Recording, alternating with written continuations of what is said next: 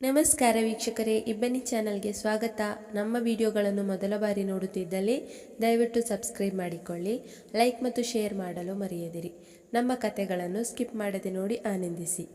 ಕತೆಯ ಹೆಸರು ಶೃಂಗಾರ ಕಾವ್ಯ, ಭಾಗ 12.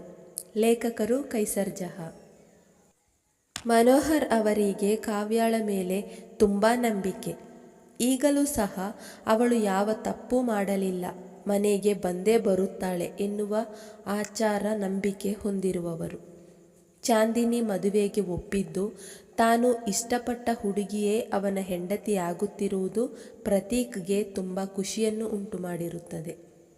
ಆದರೆ ಆರ್ಯನ್ನಿಗೆ ಇದು ಅರಗಿಸಿಕೊಳ್ಳುವುದಕ್ಕೆ ಆಗಿರುವುದಿಲ್ಲ. ಯಾವ ಹುಡುಗಿಯನ್ನು ಮೊದಲ ನೋಟದಲ್ಲಿಯೇ ತಾನು ಇಷ್ಟಪಟ್ಟಿದ್ದೇನೋ ಇವಾಗ ಈಕೆ ತನ್ನ ಹೆಂಡತಿಯಾಗುತ್ತಿರುವುದು ಅವನಿಗೆ ಬಹಳ ನೋವನ್ನುಂಟು ಮಾಡಿರುತ್ತದೆ. ತನ್ನ ಪ್ರೀತಿಯನ್ನು ಅವನು ಚಾಂದಿನಿಯ ಬಳಿ ಹೇಳಿರುವುದಿಲ್ಲ. ಆಗಲೇ ತನ್ನ ಪ್ರೀತಿ ಬೇರೊಬ್ಬರ ಮಡದಿಯಾಗುತ್ತಿರುವುದು ಈಗ ತಾನು ಏನು ಮಾಡುವುದಕ್ಕೆ ಆಗಲ್ಲ ಎಂದು ಅರಿತನು. ಎಲ್ಲವನ್ನು ನೋಡುತ್ತಾ ಒಂದು ಮೂಲೆಯಲ್ಲಿ ಮೌನವಾಗಿ ರೋಧಿಸುತ್ತಾ ನಿಂತಿರುವನು. ಇನ್ನೊಂದು ಜೀವಕ್ಕೆ ತುಂಬ ಖುಷಿಯಾಗಿರುವುದು. ಆ ವ್ಯಕ್ತಿ ಬೇರೆ ಯಾರೂ ಅಲ್ಲ, ಸೀಮಾ.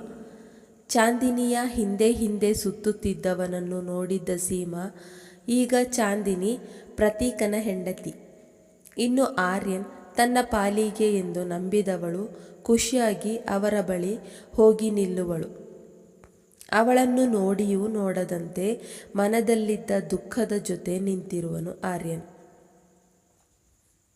ಮದುವೆಯ ಎಲ್ಲ ಶಾಸ್ತ್ರಗಳೂ ಮುಗಿದು ಪ್ರತೀಕ್ ಚಾಂದಿನಿಯ ಕೊರಳಲ್ಲಿ ತಾಳಿಯನ್ನು ಕಟ್ಟಿದನು.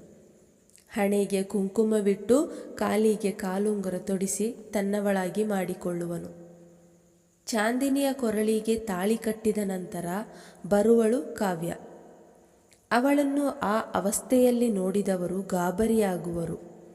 ಅವಳ ಬಳಿ ಬಂದ ಸಂಗೀತ ಅವಳನ್ನು ಅಪ್ಪುವರು. ನನ್ನ ತಾಯಿಯನ್ನು ನೋಡಿದವಳು ತಾನೂ ಬಿಕ್ಕಿ ಬಿಕ್ಕಿ ಅಳುವಳು. ಹಿಂದೆಯೇ ಮನೋಹರ್ ರವರು ಬಂದು ಅಪ್ಪಿಕೊಳ್ಳುವರು. ತನ್ನ ಮುದ್ದಿನ ತಂದೆಯನ್ನು ನೋಡಿದವಳು ಇನ್ನೂ ಜೋರಾಗಿ ಅಳುವಳು. ಆಗ ಹಿಂದಿನಿಂದ ಒಬ್ಬ ವ್ಯಕ್ತಿ ಬರುವನು. ಅವನನ್ನು ಮತ್ತು ಕಾವ್ಯಾಳನ್ನು ಎಲ್ಲರೂ ಆಶ್ಚರ್ಯದಿಂದ ನೋಡುವರು. ಕಾವ್ಯ ಮದುವೆಯ ಮಂಟಪಕ್ಕೆ ಬಂದಾಗ ಎಲ್ಲರೂ ಅವಳನ್ನು ಮತ್ತು ಅವಳ ಜೊತೆ ಬಂದ ಹುಡುಗನನ್ನು ನೋಡಿ ಬೇರೆ ಬೇರೆ ರೀತಿಯಲ್ಲಿ ಮಾತನಾಡಿಕೊಳ್ಳುವರು. ಕಾವ್ಯ ತನ್ನ ತಂದೆಯನ್ನು ಅಪ್ಪಿಕೊಂಡವಳು ಬಿಕ್ಕುತ್ತಾ, ಅಪ್ಪ, ಅದು ಅಲ್ಲಿ ನಾನು ಮತ್ತು ನೇಹ ಪಾರ್ಲರ್ನಿಂದ ಬರಬೇಕಾದರೆ ಡ್ರೈವರ್ ಬೇಗ ಹೋಗಬಹುದು ಅಂತ ಜನ ಕಡಿಮೆ ಇರುವ ಕಡೆಯಿಂದ ಕರೆದುಕೊಂಡು ಬಂದರು. ಆಗ ನಮ್ಮ ಕಂಪನಿಯ ಹಳೆ ಎಂಪ್ಲಾಯ್ ಸಮರ್ಥ್ ಅಂತ, ಅವನ ಜೊತೆ ಇನ್ನಿಬ್ಬರು ಇದ್ದರು. ನಮ್ಮ ಕಾರನ್ನು ಅಡ್ಡ ಹಾಕಿ ಡ್ರೈವರ್ನನ್ನು ಹೆದರಿಸಿ ಅಲ್ಲಿಂದ ಕಳುಹಿಸಿಬಿಟ್ಟರು. ಡ್ರೈವರನ್ನು ಅಲ್ಲಿಂದ ಕಳುಹಿಸಿ ಏನೇನೋ ಕೆಟ್ಟದಾಗಿ ಮಾತನಾಡುತ್ತಿದ್ದರು. ನಾವು ಓಡಿ ಹೋಗೋಣವೆಂದರೆ ಸೀರೆ ಒಡವೆ ಓಡಲಿಕ್ಕೆ ಆಗಲಿಲ್ಲ. ನಮ್ಮ ಒಡವೆಯನ್ನೆಲ್ಲ ಮೊದಲು ತೆಗೆದುಕೊಂಡವನು ನಮ್ಮನ್ನು ಇನ್ನೊಂದು ಕಾರಿನಲ್ಲಿ ಹತ್ತಿಸಬೇಕಿತ್ತು. ಅಷ್ಟರಲ್ಲಿ ಅಲ್ಲಿಗೆ ಇವರು ಬಂದು ನಮ್ಮನ್ನು ಕಾಪಾಡಿದರು ಎಂದಾಗ ಆ ವ್ಯಕ್ತಿಯು ಮುಂದೆ ಬರುವನು. ಹೌದು ಅಂಕಲ್, ನಾನು ಸರಿಯಾದ ಸಮಯಕ್ಕೆ ಅಲ್ಲಿಗೆ ಹೋಗಿರಲಿಲ್ಲ ಎಂದರೆ ಆ ಸಮರ್ಥ್ ಇವರಿಬ್ಬರನ್ನು ಕಿಡ್ನ್ಯಾಪ್ ಮಾಡಿ ಕರೆದುಕೊಂಡು ಹೋಗುತ್ತಿದ್ದ ಎಂದಾಗ ಮನೋಹರ್ ರವರು, ಅದು ಸರಿ ಕಣಪ್ಪ, ನಿನಗೆ ಹೇಗೆ ಗೊತ್ತಾಯಿತು ಇವರಿಬ್ಬರು ಅಲ್ಲಿ ಇದ್ದರು ಅಂತ ಎಂದು ಕೇಳಿದರು. ನಾನು ನನ್ನ ಕಾರಿನಲ್ಲಿ ಹೋಗುವಾಗ ಒಬ್ಬ ವ್ಯಕ್ತಿ ತುಂಬ ಹೆದರಿ ಓಡುತ್ತಾ ಅಡ್ಡ ಬಂದ. ನಾನು ಸಡನ್ನಾಗಿ ಬ್ರೇಕ್ ಹಾಕಿದೆ. ಗಾಡಿಯಿಂದ ಇಳಿದು ಕೇಳಿದಾಗ ಏನೂ ಹೇಳಲಿಲ್ಲ.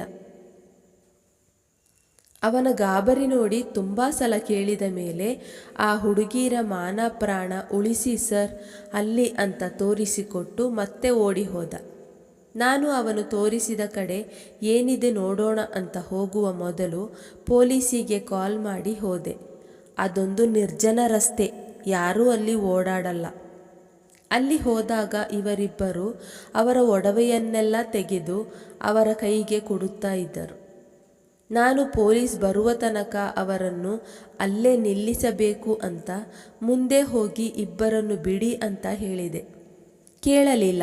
ನನಗೂ ಸ್ವಲ್ಪ ಹೊಡೆದರು. ಇವರಿಬ್ಬರೂ ಸ್ವಲ್ಪ ಧೈರ್ಯ ಮಾಡಿ ಅಲ್ಲಿದ್ದ ಕೋಲು ಕಲ್ಲುಗಳಿಂದ ಅವನಿಗೆ ಹೊಡೆಯಲು ಶುರು ಮಾಡಿದರು. ಅಷ್ಟರಲ್ಲಿ ಅಲ್ಲಿಗೆ ಪೊಲೀಸರು ಬಂದು 3 ಜನರನ್ನು ಅರೆಸ್ಟ್ ಮಾಡಿ ಕರೆದುಕೊಂಡು ಹೋದರು. ಒಡವೆಯೆಲ್ಲ ಇದರಲ್ಲಿ ಇದೆ, ತಗೊಳ್ಳಿ ಅಂತ ಹೇಳಿ ಅವರ ಕೈಗೆ ಬ್ಯಾಗನ್ನು ನೀಡುವನು. ಅವನಿಗೆ ಸಂತೋಷದಿಂದ ಧನ್ಯವಾದ ತಿಳಿಸಿದರು ಮನೋಹರ್. ನಿನ್ನ ಹೆಸರೇನಪ್ಪ ಎಂದಾಗ, ರಾಹುಲ್ ಅಂಕಲ್. ಅಷ್ಟಕ್ಕೂ ನಾನು ಕಾವ್ಯ MBA ಮಾಡಬೇಕಾದರೆ ನಾವಿಬ್ಬರು ಕ್ಲಾಸ್ಮೇಟ್ ಎಂದಾಗ ಅಲ್ಲಿದ್ದ ಜನರೆಲ್ಲ ಇದೆಲ್ಲ ಕಟ್ಟುಕತೆ, ಬಹುಶಃ ಇವನ ಜೊತೆ ಮದುವೆಯಾಗಲು ಓಡಿ ಹೋಗಿದ್ದಳು ಅನ್ನಿಸುತ್ತೆ. ಇವನು ಆಗಲ್ಲ ಅಂತ ಹೇಳಿದ್ದಾನೆ, ಅದಕ್ಕೆ ವಾಪಸ್ ಬಂದಿದ್ದಾಳೆ ಎಂದೆಲ್ಲ ಬೇರೆ ಬೇರೆ ರೀತಿಯಲ್ಲಿ ಮಾತನಾಡಿಕೊಂಡರು. ನೇಹ ಸಹ ಹೇಳಿದರು. ಮನೆಯವರು ಒಪ್ಪಿದರು. ಕೆಲವರು ಇನ್ನೂ ನಂಬೋದು ಕಷ್ಟವಾಗಿತ್ತು. ಹೀಗಾಗಿ ಕಾವ್ಯಳ ಜೀವನ ಹಾಳಾಗಬಾರದು ಎಂದು ಯೋಚಿಸಿದ ರಾಹುಲ್ ಪೊಲೀಸ್ ಅವರಿಗೆ ಕಾಲ್ ಮಾಡಿ ಎಲ್ಲ ವಿಷಯವನ್ನು ಹೇಳುವಂತೆ ಮಾಡಿದಾಗ ಕೆಲವರು ಸುಮ್ಮನೆ ಆದರೆ ಇನ್ನೂ ಕೆಲವರು ಗುಸುಗುಸು ಮಾತ್ರ ನಿಂತಿರಲಿಲ್ಲ. ಎಲ್ಲರೂ ರಾಹುಲ್ಗೆ ಧನ್ಯವಾದಗಳನ್ನು ತಿಳಿಸಿ ಊಟ ಮಾಡಿ ಹೋಗಲು ತಿಳಿಸಿದರು. ನೇಹಾಳೊಂದಿಗೆ ರಾಹುಲ್ನನ್ನು ಊಟ ಮಾಡಲು ಕರೆದುಕೊಂಡು ಹೋಗಮ್ಮ ಎಂದು ಕಾವ್ಯ ಹೇಳಿದಾಗ ನೇಹ ಮತ್ತು ರಾಹುಲ್ ಇಬ್ಬರು ಊಟ ಮಾಡಿ ಮನೆಗೆ ಹೋಗುತ್ತೇವೆ ಎಂದು ಹೇಳಿ ಹೋಗುವರು. ಅವರು ಹೋದ ನಂತರ ಕಾವ್ಯಳ ಮುಂದೆ ನವವಧು ಚಾಂದಿನಿ ಬಂದಾಗ ಅವಳನ್ನು ನೋಡಿದ ಕಾವ್ಯ, ಅಮ್ಮ ಇದೇನಿದು, ಚಾಂದಿನಿ ಮದುವೆ ಆಯ್ತಾ? ಯಾರ ಜೊತೆ ಅಮ್ಮ, ಯಾಕೆ ಎಂದಾಗ ಮನೋಹರ್ ರವರು ಅವಳ ಭುಜವನ್ನು ಬಳಸಿ ನಡೆದ ವಿಷಯಗಳೆಲ್ಲವನ್ನು ಹೇಳುವರು. ತನಗೆ ಗಂಡ ಆಗಬೇಕಾಗಿದ್ದವನು ತನ್ನ ತಂಗಿಯ ಗಂಡನಾಗಿದ್ದು ಕಾವ್ಯಳಿಗೆ ತುಂಬ ಬೇಸರ ತರಿಸಿತ್ತು. ಆದರೂ ಸಹ ಮನೆಯವರ ಖುಷಿ ಮರ್ಯಾದೆಯ ಮುಂದೆ ಯಾವುದೂ ತಪ್ಪಲ್ಲ ಎಂದು ತಿಳಿದು ಸುಮ್ಮನಾಗುವಳು. ಇದೆಲ್ಲವನ್ನು ನೋಡುತ್ತಿದ್ದ ಜಾನಕಿಯವರು, ಅಂದರೆ ಆರ್ಯನ್ನ ತಾಯಿ, ಅವರ ತಲೆಯಲ್ಲಿ ಒಂದು ಯೋಚನೆ ಹೊಳೆಯುವುದು. ತಕ್ಷಣವೇ ತನ್ನ ಗಂಡನ ಹತ್ತಿರ ಹೇಳಿದಾಗ ಬೇಡ ಎಂದ ಜಯದೇವರವರು ಅವರ ಒತ್ತಡದ ನಂತರ ಒಪ್ಪಿ ತನ್ನ ಅಣ್ಣನ ಬಳಿ ಮಾತನಾಡಿದರು.